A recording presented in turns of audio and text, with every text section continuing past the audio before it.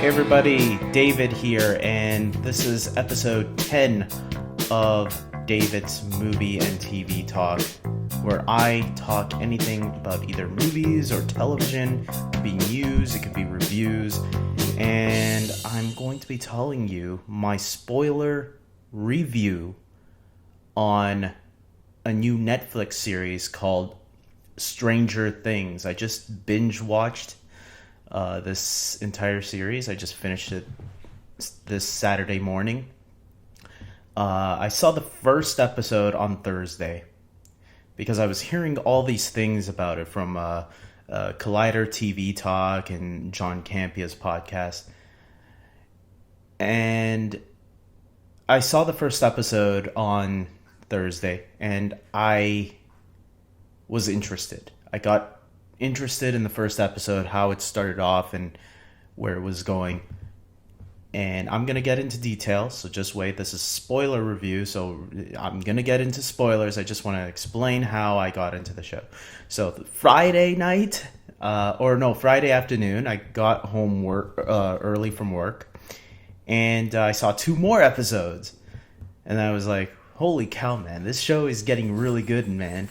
By the second and third episode, I was like totally excited to see what else was going to happen. But then I had to go see Star Trek Beyond, which was really good. I put up my review on YouTube, so go check that out, youtube.com/David Jordeo.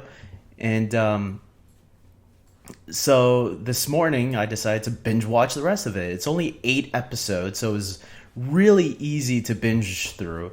And when you start watching more and more episodes, you get so invested, you forget what time it is because you don't care about the time. You care about the story, following these characters. That was a lot of fun. So I'm going to talk a little bit about some of these storylines and these revelations and stuff. So basically the show takes place in this little town. I forgot what the town is called, but we'll call it Smallville, I guess. And when I forget names or something, I just come up with my own name or borrow a name from something else and use it. So it's in this little town, not called Smallville, but I'm going to call it that. And there's this mysterious thing going on, and we are introduced to these 4 little boys playing Dungeons and Dragons, and one of them eventually goes missing. Something attacks this one of the boys as they're going home, and they go missing. And what happens is obviously people start worrying about him, right? You know, the mother starts wondering, played by Winona Ryder, starts worrying, and his older brother, the little boy named Will, his mother starts worrying, and his older brother Jonathan starts worrying about him, and obviously his friends also start worrying about him, and they're all frantically wondering what happened to Will. Will was here, he went home, and now he's missing? So at first they think it's just a regular kidnapping. Obviously, if you watch the beginning of the episode, you find out there's some sort of creature. You hear it. And we see these glimpses of flashbacks throughout each episode. We don't know where those flashbacks... Obviously, these flashbacks give us little hints at what the revelation will be towards the end of the season. And we are also introduced to one of the kids, Mike, one of the kids named Mike, who seems to be the focus kid. Will is... They're all focused equally, but I feel like Will is the kid that goes missing, and that allows his mother and his brother to go be sort of the main characters as well. It's an ensemble show, so there's a lot of main characters in the show. But Mike seems like the kid that's sort of the leader, I guess. Not leader, but you know what I mean. The central kid who eventually finds this girl named Elle. They call her 11. but they shorten it and call her Elle. And there's a little cute romance between them.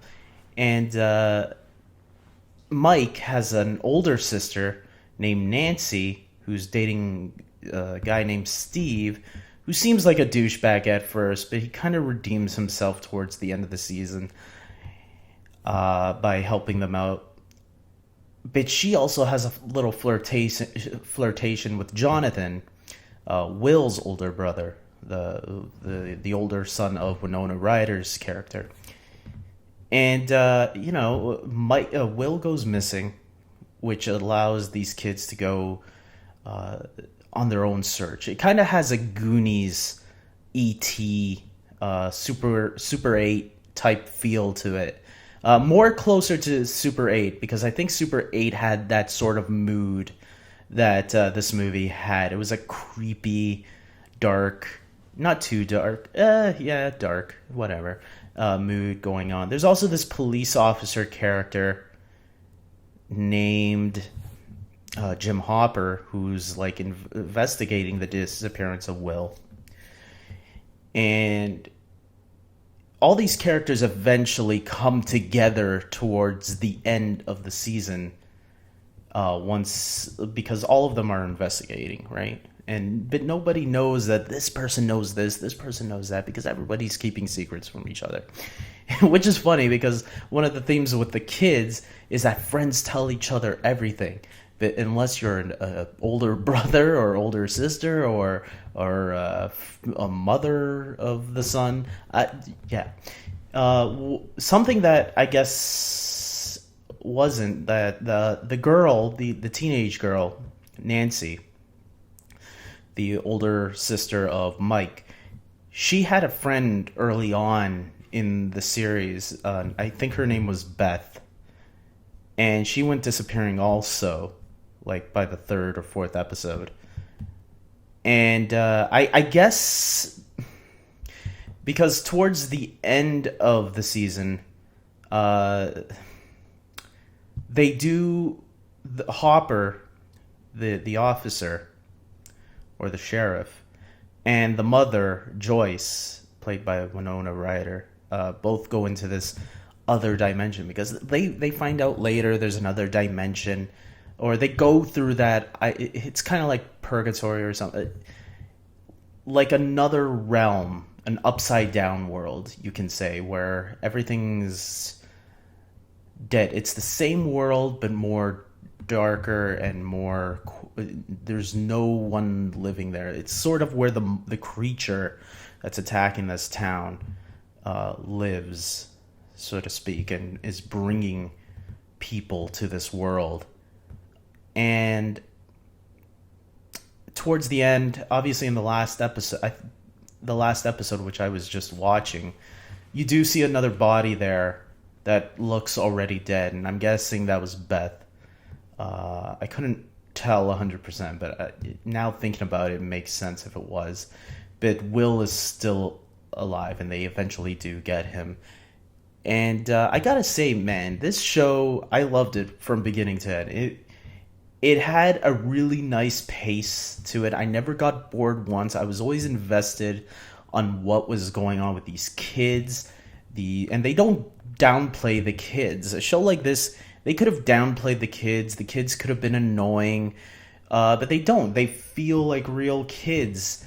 And sometimes there was one kid, Lucas, who I felt he was kind of...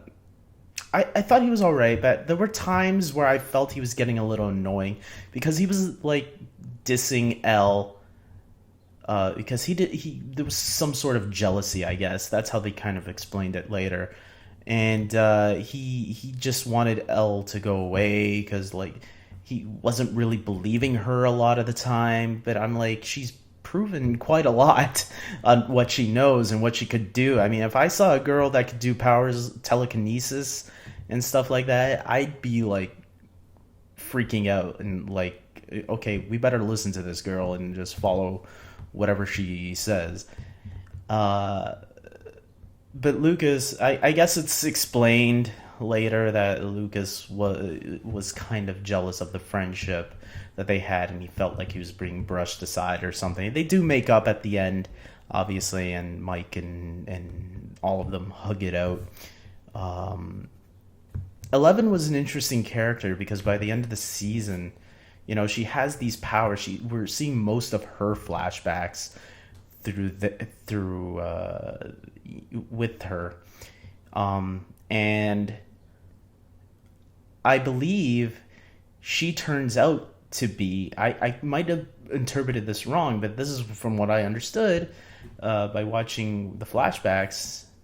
And especially towards the end when they showed us Jim Hopper, the sheriff, had a flashback too, because he lost his daughter when she was really young.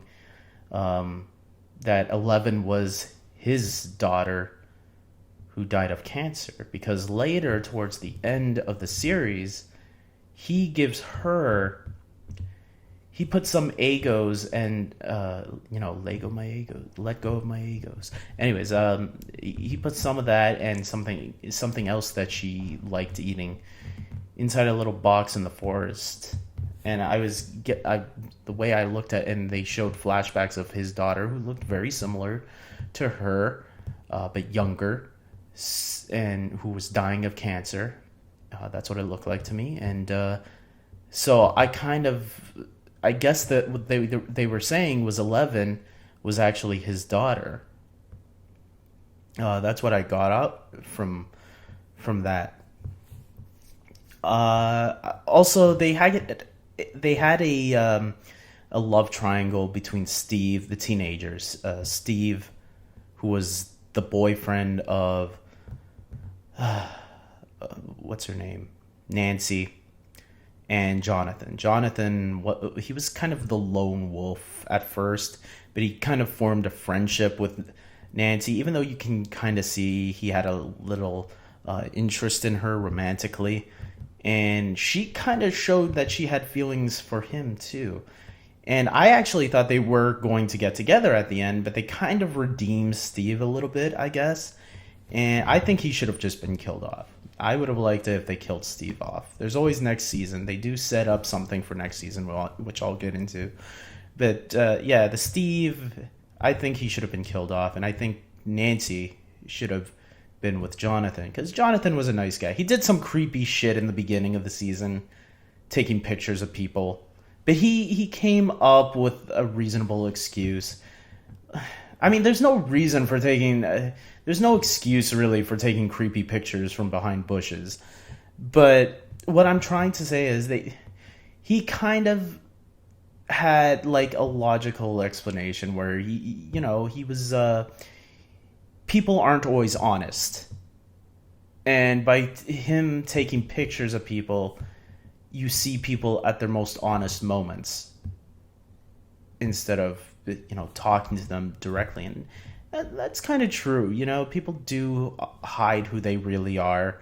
So I got what they were going for. It's still creepy what Jonathan did, but fine, I get it. He's a shy kid who doesn't have many friends, clearly. His little brother was his best friend, and he could always be honest with his little brother. So they had a little bonding experience. They showed that in a flashback too, where both of them were listening to music together. So you understand all these characters, you understand all their motivations, you understand all their friendships with each other. And I thought the character development was really good for all these characters. I really enjoyed all of them. There's not one character, maybe Steve, that I didn't like. I thought all of them were really great.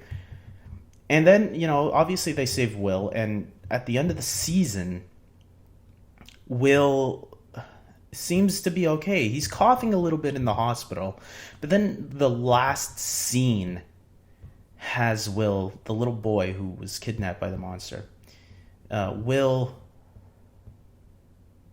he goes to the washroom, starts coughing again. The lights start flickering because whenever it flickers, that means the monster is nearby or something. And because it's happened throughout the season.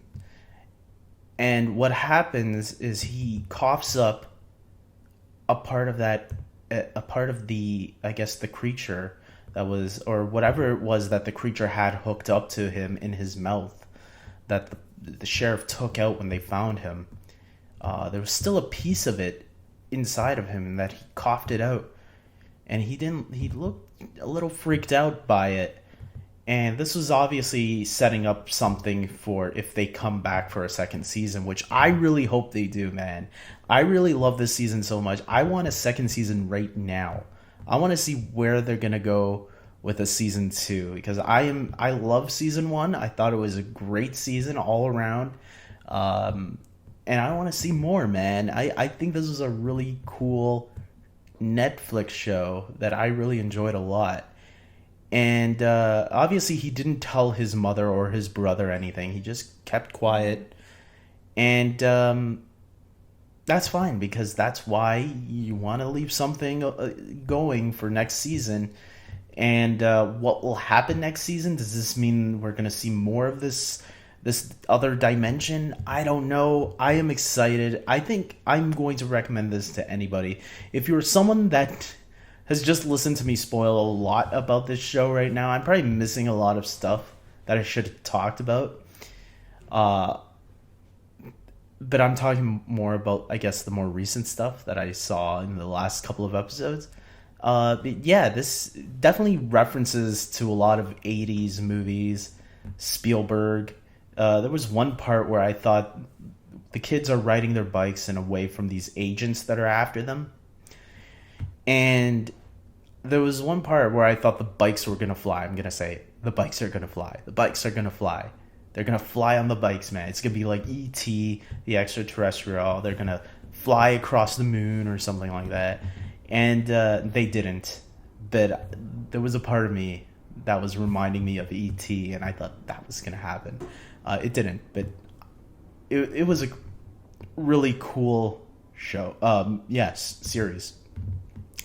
And that's all I gotta say about it, man. I really enjoyed this one.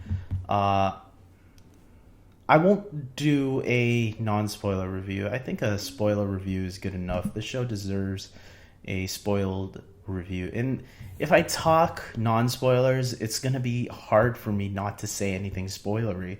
This is a really good show to not know anything beforehand. You want to watch this show without knowing spoilers. So I hope if you listen to this, you listen to it after watching the show, not before, because that's the way I think it should be viewed. It's kind of like Lost a little bit, where things reveal as they more and more things. Except I feel this show, for the first season anyways, explained everything nicely, wrapped in a nice little bow.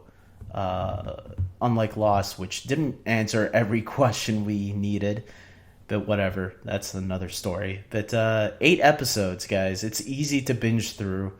I could have binge watched it all today, but because I watched the first 3 episodes on 2 other days, I only had a few more episodes left. So there you go. So totally recommend it. If I had to rate it, I don't usually do the rating thing anymore, but I'd probably give it a 9 out of 10. I liked it, yeah, a lot. And are there problems with it? Not really. I mean, there's characters that... there were the 2 bully characters who I don't feel got the justice that they deserved. I felt the 2 bully kids who were bullying the 4 or the 3 main kids were... they didn't get enough justice. I wanted the girl to throw that bully kid off, the one who had the knife. If you've seen the show, you know what I'm talking about. I wanted her to throw him off the cliff and be like, get rid of that kid. He's a douchebag. But other than that, and Steve, yeah, I felt the Steve thing was kind of, he should have died. But other than that, I thought it was a really good series, and totally recommend it if you haven't seen it yet. And anybody that's listening to this that has seen Stranger Things already, comment in if you're watching this on my YouTube channel, if you're listening to this on my YouTube channel, comment below and tell me what you think. And if you're listening to this on my podcast, well then Thank you for listening, guys. And with that being said, guys, I hope you have subscribed to my podcast on iTunes. I post all my episodes on iTunes. I also hope you subscribe to my YouTube channel because that's where I usually post all my videos. And now I'm starting to post my podcast up there as well. And follow me on Twitter at iCrazyDavy. I have a Facebook page, and that's it, guys. So until next time, take care.